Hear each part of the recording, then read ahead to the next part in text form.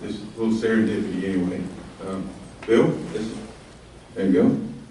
I hope you can use that and use that in good health. It's a name tag that I've been giving to past district governors this year that's generic, so that it'll be useful for them in years to come, not just this year.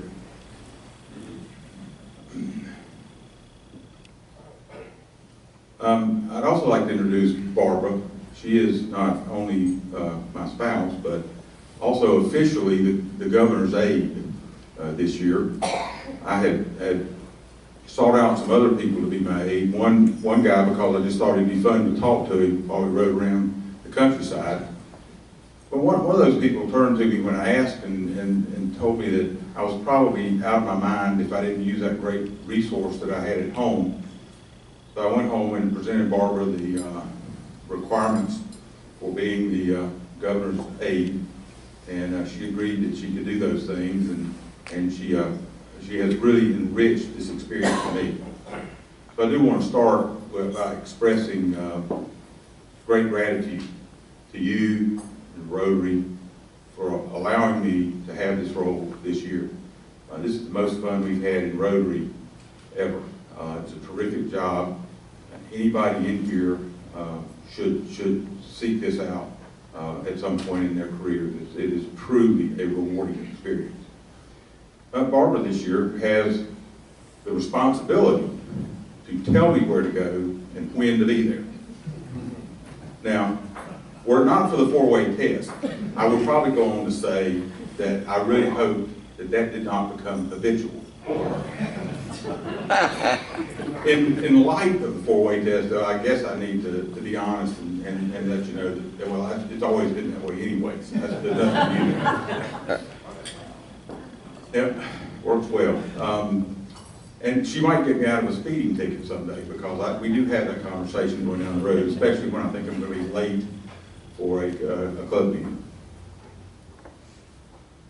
Becoming a Rotarian, Rotary trains its leaders well, or attempts to in most cases.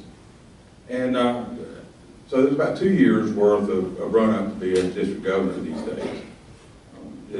It means that I had a lot of opportunities to meet with Gary Wong, who is this year's RI president, and to watch him speak. And every time he speaks, he's got a routine that he goes through. I'm not going to do everything he did, but one thing I am going to do, and that is I'm going to teach you a couple of phrases in Chinese. Gary is from Taiwan. Chinese is his native language. And so I'm going to start by, and you can repeat after me when I give you this, to say hello in Chinese. Hello is ni hao. Ni hao. Yeah. And fine thank you is hao xie xie. Hao xie xie. Very good. And there's actually more to that phrase if you go look it up online, but Gary never used the whole phrase. So, okay, I figure he knows. Every year at International Assembly, which is that last great training opportunity we have, this year it was in San Diego, which has been in San Diego for a while now. I don't know why Rotary picks wonderful locations for these training sessions, because all week I'm in a suit and a tie in class, but they do, we were there.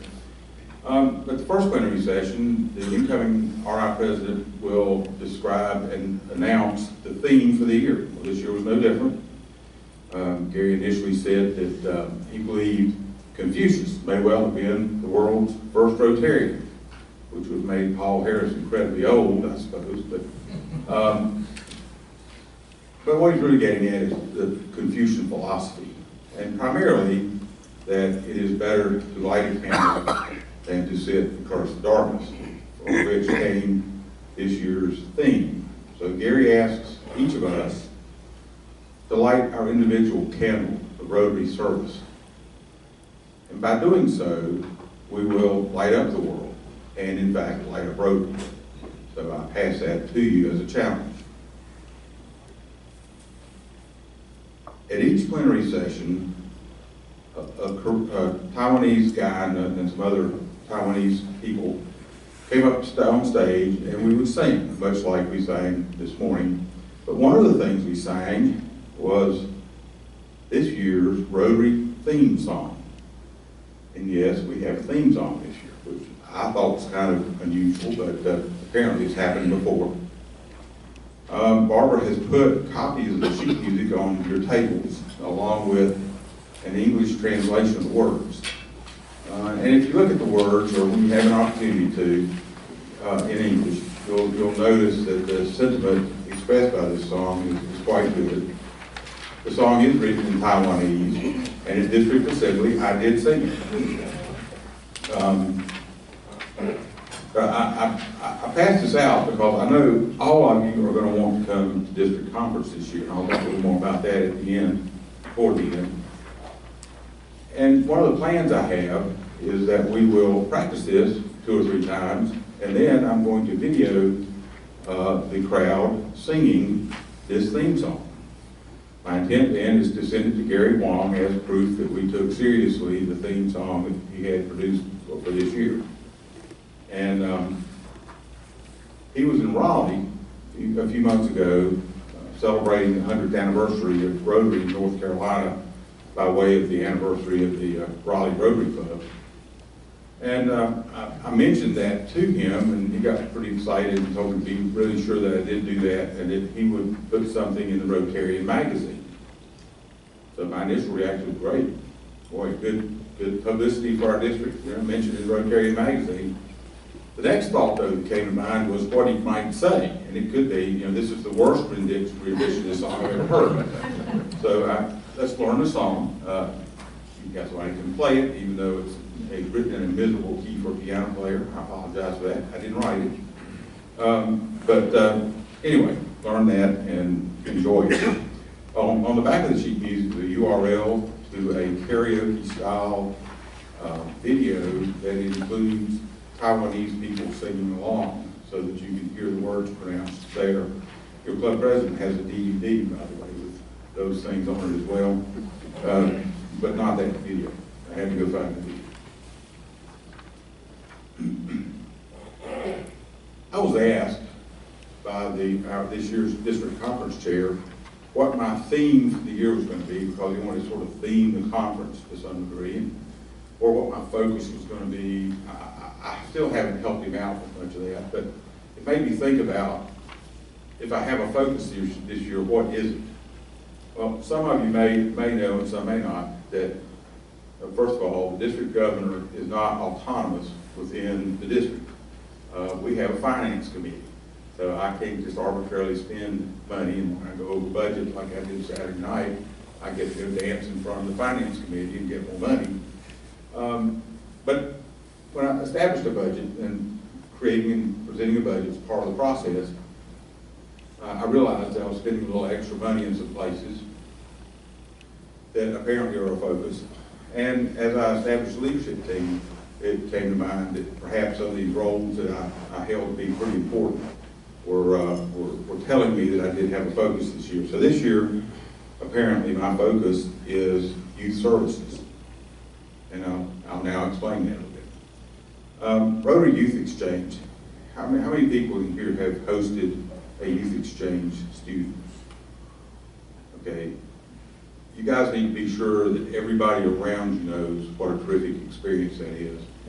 It's a great opportunity for us to export peace into the world by bringing these young people here and exposing them to the culture that truly exists here, not just what they see on television. But they work a year ahead of time. So if I can encourage you to host one of these incredible young people, please get in touch with Karen Steffens and let her know that you're interested in that. But I also found out that the members of that committee, who are very dedicated and a great blessing to any district governor, are working out of pocket a great deal. So I've increased the budget in that area to try to keep them from spending their own money on this very important Rotary project. Seminar for Tomorrow's Leaders. The seminar for Tomorrow's Leaders, for those that haven't been familiar with it yet, it is a program where we take rising juniors and seniors in high school, keep them for 4 days and 3 nights, and teach them leadership skills. similar to the leadership training that rising executives in large companies receive, geared to people that age, and then send them home as newly minted leaders. No other district in the world has a program quite like this, and I have asked for an exportable model for this program so that we can begin to spread this out to districts around us. A couple of anecdotes from the program. I like to go the first day and the last day because I get to see these young people show up a little unsure of themselves. Pretty sure they're in the wrong place, but you know, somebody made them, so they're here. And then come back the last day and hear the great enthusiasm they then have for the program they've just gone through. The best example I have of that is a young man a couple of years ago that came to the program, a rising junior who had never, ever spent one night away from his mother. He showed up encased in a thick shell. He was examining his shoes. He was sure he was in the wrong place. I got back a little early on that Sunday and walked into one of the classrooms, and to my great and wonderful surprise, here he was in front of the class leading a session. Wonderful, outgoing, warm. He had the eyes of every person in the room on him, paying attention to him, including the adult facilitator. Great humor. It was an entirely different human being that I faced when I came back. We truly transformed that young man from a wallflower relegated to sit in the corner and watch the world go by to a leader helping push the world into the right direction. There are many more examples like that. Deb Corbett's running that program, and I hope that you will get to come and see this program this year. I think last year we were at Wingate University so that we could expand the program. The year before we could only take, I think it was 60 or 70 students. Last year we had 105. We're hopeful the program will continue to grow, but it's a wonderful program that we're involved in, and we should be very proud of what's being done in the name of our district. I asked a room full of people, how many Interact clubs are in our district? Seems like a reasonable question to ask, but nobody seemed to know the answer. So I've asked Innika Vandermeulen to be the Interact chair for the district and to get some control over that so that we know where active Interact clubs are and where inactive clubs are so that we can help re-energize maybe the inactive ones and help foster growth in the ones that are active. Innika, I'm sure, will do a great job of that. We did something else together I'll talk about in a minute. I asked how many Rotary clubs there were. Lorena Prince popped up and said 14. Okay, you're the chair. And oh boy, what a great decision that was. A couple of weeks ago, I signed the charter documentation for a new community-based Rotary club in Charlotte, and I'm told she's got 2 or 3 more in the pipeline. So Lorena's off and running and improving the lives of our college-age students or 18 and 30-year-olds in our communities with Rotary. You guys are familiar with Early Act. I saw a program on it before Early Act existed anywhere within our district, and was incredibly impressed by this program of character education for elementary and middle school students. I'm not going to talk to you a lot about it because you know about it, having been involved with Early Act now directly, and thank you for that, by the way. It's quite a commitment, but it makes a difference. Schools where this is tried, I grew up kind of in Texas and spread outward, but schools where this is tried, on average, experience a reduction in referrals to the principal's office for disciplinary problems of greater than 40%. That's significant. That means we're putting some very young people's feet on the right path early, and we are truly transforming their lives and their communities in the process. So I thank you for bringing that to Gaston County. When I talked to Innika about Interact, I also talked about the potential for a youth district conference. We were a little loose, didn't know kind of what that would look like, but we had one.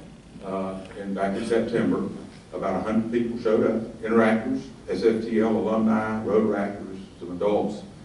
Had conversation, fellowship, a little fun in the sun. Fun on the water, it wasn't real sunny, but they had fun in the water.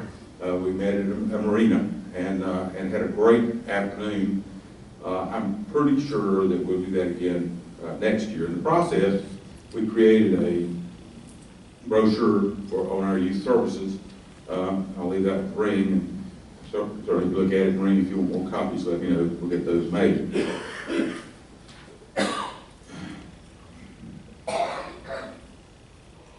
Probably every district governor that has come to speak to your club has talked about goals.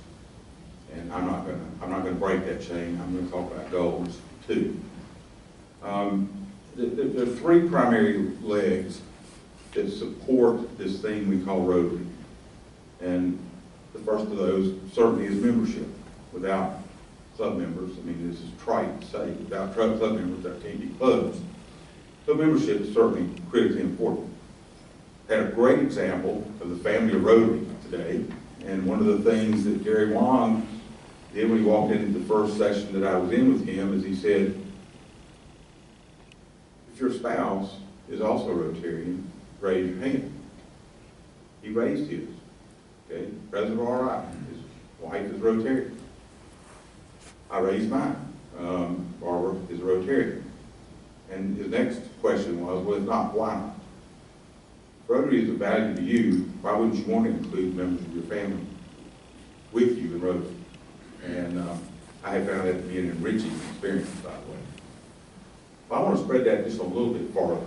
For the good of Rotary in the world, when you go visit relatives or friends out of town, find out where the nearest Rotary Club is, and take them to a meeting. Why wouldn't you do that? If you find value in Rotary, why wouldn't you take a friend or relative to a Rotary Club? You get a makeup, and they get introduced to Rotary. Luther Moore did that with his son-in-law in Waco, Texas. Waco, Texas claims that if you want to know what's going on in Waco, go to the Rotary Club. Instead of talking about numbers when it comes to membership, most of us have, in the last 15 or 20 years, talked about having increased numbers by 10% or 5%. It's not been real effective. What we need to do is talk about the value of membership in a Rotary Club and what can we do to increase the perceived value of that membership. First thing is obviously stellar programs every week after today. If you're a visitor, come back. Come back again, please, and see a more normal meeting. That does several good things for us. When you leave this room after a great program, you feel like you just spent the last hour in the best way you could have that week. And it shows in the way you express yourself later in the day when you're talking about Rotary. And it will enthuse other people to want to come see what it is that's got you so excited. When we have guests, we're putting our best foot forward. Programs. Fewer than 9% of all Rotarians have ever invited someone to a meeting.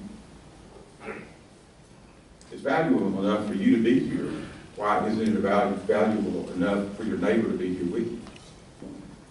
We need to ask ourselves those questions. Rotary Foundation.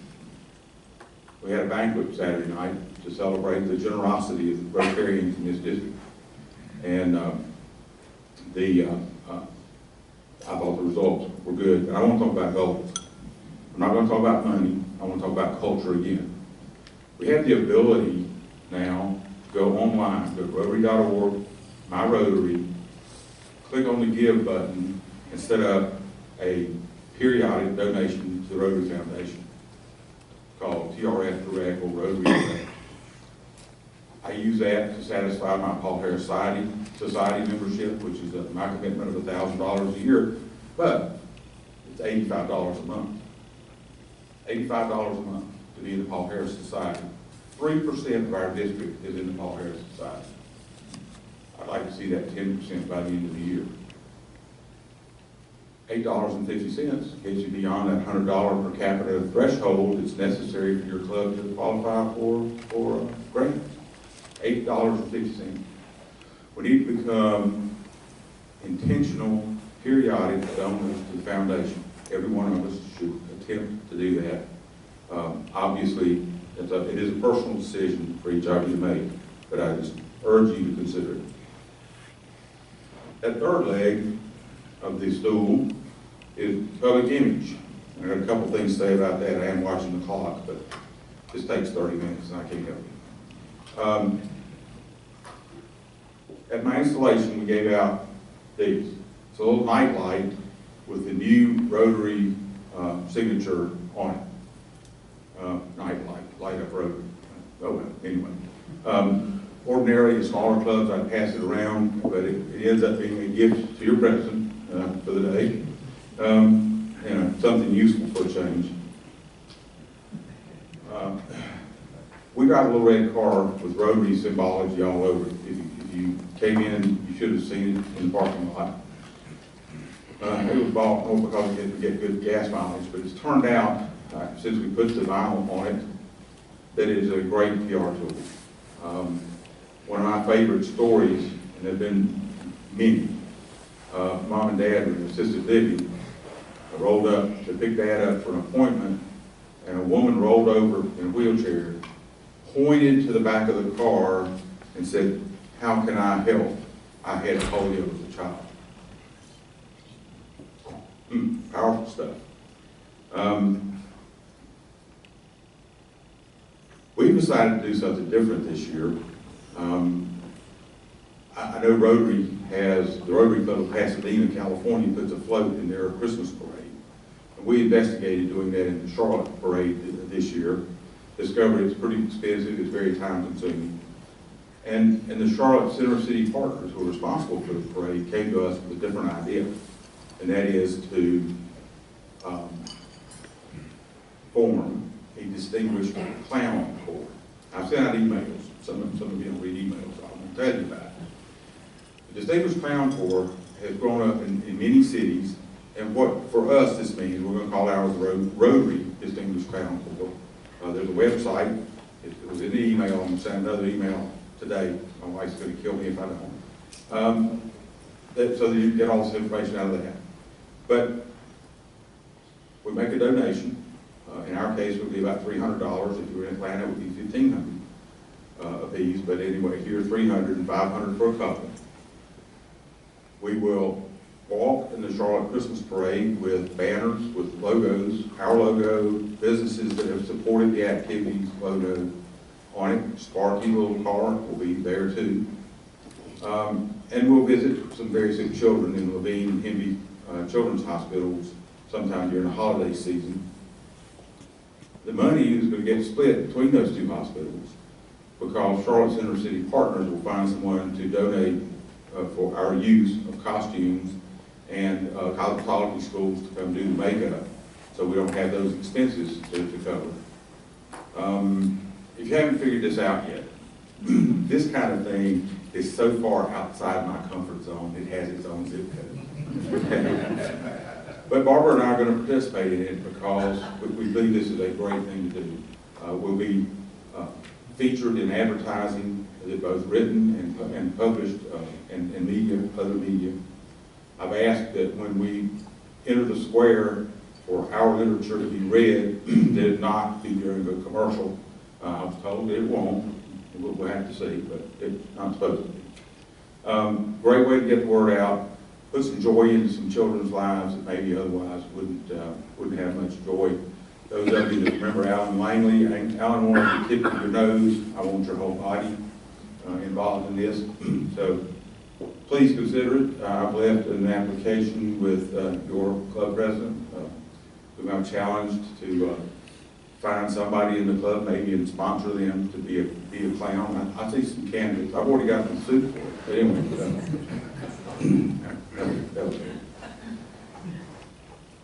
I said I'd say something about district conference, so I will before I close. Last weekend in April, at the Grand Over in Greensboro, we've learned from Rotarians that Friday night, Rotarians don't want entertainment. They want fellowship. So instead of spending real money for entertainers like the Fantastic Shakers that we had a couple of years ago, we're going to have some soft music playing in the banquet hall. We'll have a portion of the banquet hall set up in a way that will foster fellowship, and we're going to have open bar. So get there Friday night, come and join us for that great evening of fellowship. There will be a plenary session beforehand, but right after that, at about 9 o'clock, we'll break that off and then have a time of fellowship for those of us that are there. And I know I'm going to enjoy it. We're not from the government, but we are here to help. That is district leadership. I want to thank Steve, your assistant governor. Steve's doing a great job in Gaston County with keeping leadership on top of what's going on and getting from them the things that I need to do my job. And thank you, Steve, for that. Will is going to help out some with some community service stuff, and thank you, Will. So you got some people here that are involved in district leadership.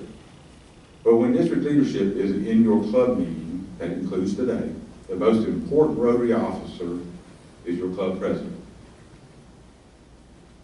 That's so because your club is the most important element of Rotary. Everything else exists to help your club be stronger, do better.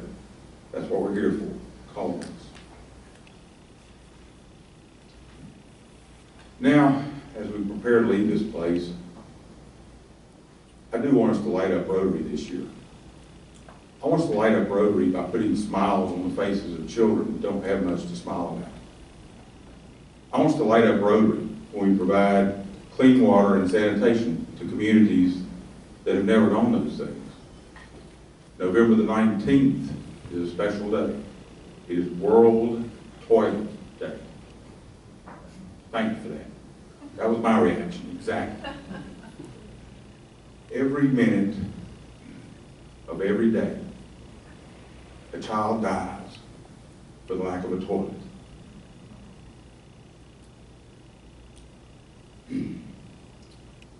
World Toilet Day. I want us to light up Rotary as we build monuments and infrastructure in our communities, playgrounds, anything we do that helps others, lights up Rotary. Most of all, though, this year, I want us to catch fire and burn down the stereotype of who we were. And this year, I want us to light up Rotary as we show the world what it truly means to be a Rotarian.